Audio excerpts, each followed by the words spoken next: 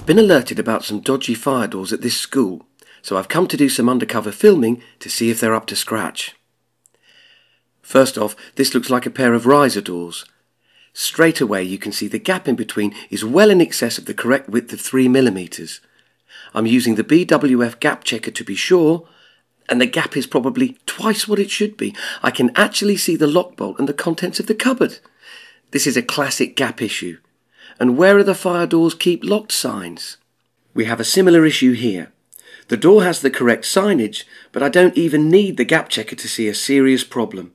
The gap between the door leaves is huge at the bottom and won't stop the passage of smoke. What we're going to see next is even more worrying. At least those doors were shut, but this door doesn't close properly without using force. Looking from the other side, the closers seem to be functioning correctly. This is a fault with the installation. It's a heavy door with 4 hinges, so it could be that the wrong screws were used and the door has dropped. The door is coming into contact with the slave leaf. This is definitely a potential risk in the event of a fire. We've got exactly the same problem next door, and listen to that! This doesn't look or sound like a healthy fire door. But this final door is definitely the worst example. It's a shame because using the mirror on the gap checker I can see a certifier label.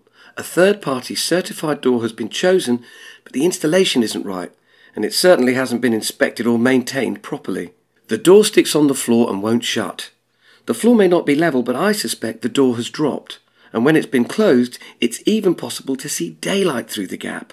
And if you can see through it, then the smoke seals are not in contact and won't be doing their job. These doors need immediate inspection and maintenance. You can't afford to cut any corners with fire doors. They are here to save lives. So keep an eye out in the buildings you use.